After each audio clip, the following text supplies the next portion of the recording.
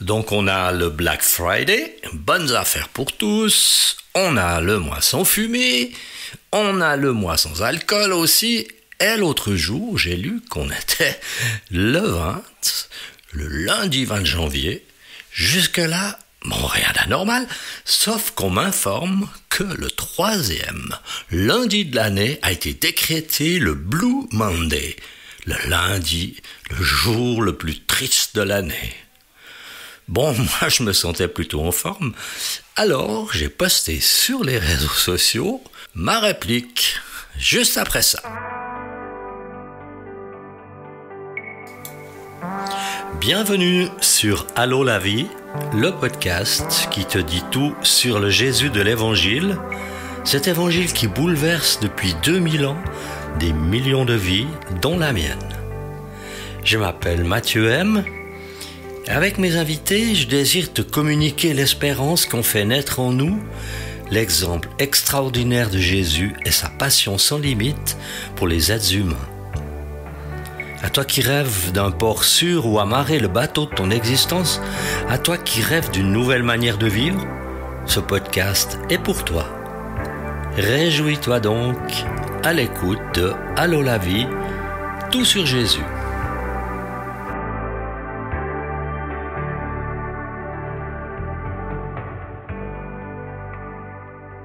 Troisième lundi de janvier, jour le plus triste de l'année, vraiment? Ça serait l'invention marketing d'une entreprise pressée de liquider ses invendus de fin d'année? Ben moi, je n'ai rien à vendre.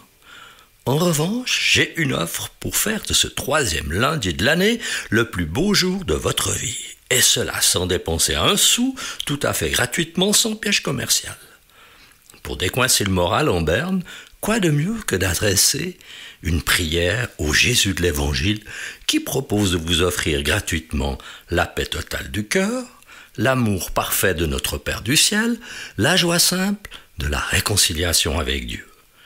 Voilà, à vous de choisir ce qui va faire de cette journée le plus beau lundi de l'année en l'éloignant de vous ce Blue Monday, nouvelle invention sans trop de réalité. J'entends déjà quelques-uns qui pourraient penser, mais il ne peut pas s'empêcher de parler de Jésus, ce Matthieu. Alors effectivement, c'est le cas. Jésus est venu, il y a 2000 ans de cela, pour apporter à l'humanité quelque chose de magnifique, et il parle une année de grâce de la part du Seigneur. Donc la grâce, ça veut dire qu'on est pardonné, on est absous, on est libéré de toutes les conséquences du mal qu'on a pu commettre, et cela dans la dimension de Dieu. La dimension de Dieu, c'est un jour, c'est comme 1000 ans à ses yeux. Donc, une année de grâce, ça ferait 365 000 ans de grâce pour l'humanité. N'est-ce pas extraordinaire? Alors, je vais en revenir à l'Évangile. Quand Luc a commencé d'écrire, de chercher ce qui s'était passé, à écouter des récits, des témoins oculaires, des gens qui avaient été très proches comme disciples, il ne se doutait pas de ce qu'il allait découvrir. Il ne se doutait pas de tout ce que Jésus avait enseigné, fait, accompli durant son ministère, une mission de 3 ans. Et c'est un immense témoignage par lequel un autre apôtre, Jean, a écrit ceci. Jésus a accompli encore en présence de ses disciples beaucoup d'autres signes qui ne sont pas décrits dans ce livre. Mais ceux-ci ont été décrits afin que vous croyiez que Jésus est le Messie, le Fils de Dieu, et qu'en croyant, vous ayez la vie en son nom. Et cette autre conclusion, Jésus a fait encore beaucoup d'autres choses. Si on les écrivait en détail, je ne pense pas que le monde entier pourrait contenir les livres qu'on écrirait. N'est-ce pas extraordinaire? Je te rappelle que dans l'épisode précédent, Jésus s'était retrouvé devant une immense foule de plusieurs milliers de personnes et puis qu'il les avait enseignées. Et ça n'est pas fini. Parce que Luc dit encore, à ce moment-là, quelques personnes qui se trouvaient là racontèrent à Jésus ce qui était arrivé à des Galiléens dont Pilate avait mélangé le sang avec celui de leur sacrifice. Jésus leur répondit, pensez-vous que ces Galiléens étaient de plus grands pécheurs que tous les autres Galiléens parce qu'ils ont subi un tel sort? Non, je vous le dis. Mais si vous ne changez pas d'attitude, vous périrez tous de même.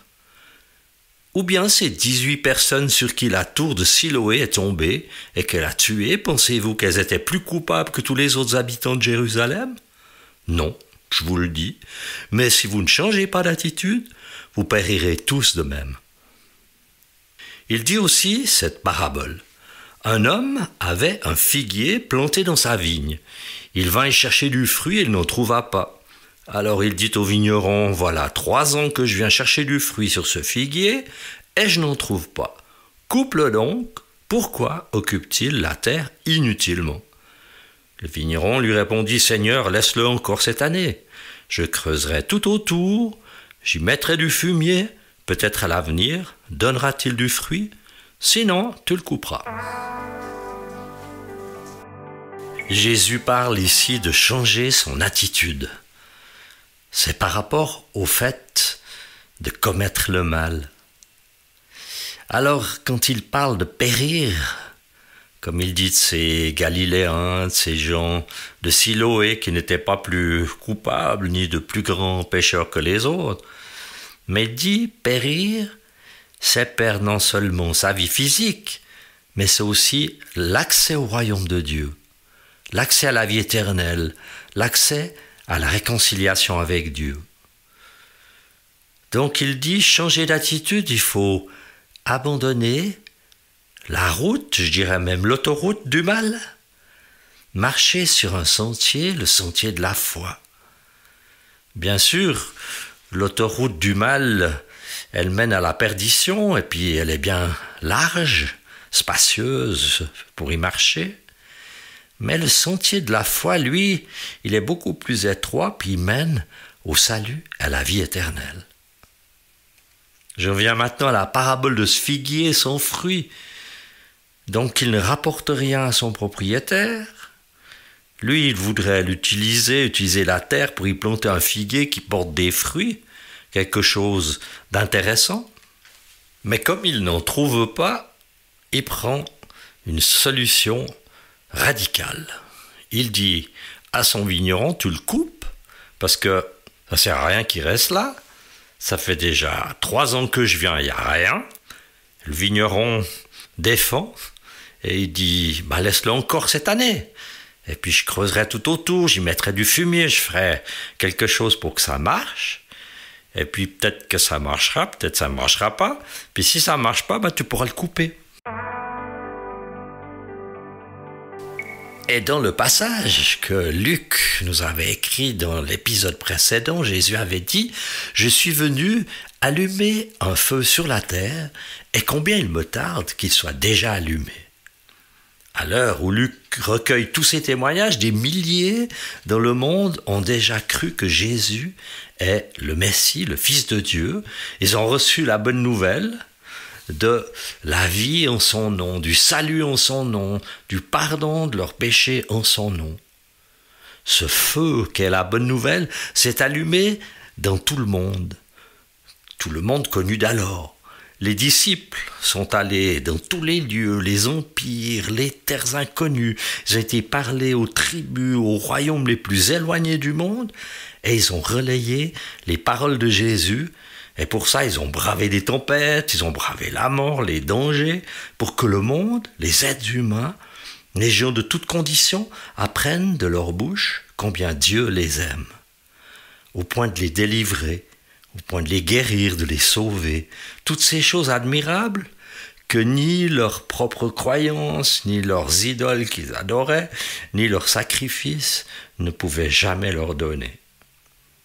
Changer leur cœur, prisonniers du mal, et les remplir d'une vie qui ne meurt pas, les délivrer de la peur de la mort et de la culpabilité attachée à eux, les libérer de toute condamnation, grâce que Jésus leur a gagnée au prix de sa vie.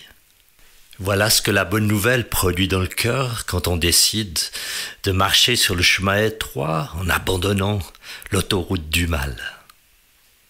Alors en conclusion, si un jour on t'annonce un jour le plus triste, un jour à oublier, une journée de détresse, prends le contre-pied en disant « Jésus, je veux te suivre, être ouvrier avec toi être un olivier qui porte du fruit, quelqu'un qui est utile dans ton plan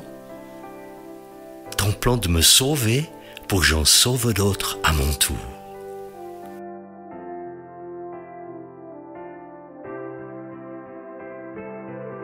Voilà, cet épisode est terminé. Tu peux l'écouter sur une douzaine de plateformes. Il y a une transcription pour les personnes qui sont malentendantes. Et tu peux désormais aussi t'abonner et ainsi tu recevras à chaque nouvel épisode un avis de ma part avec un petit mot. À bientôt sur Allô la vie, tout sur Jésus.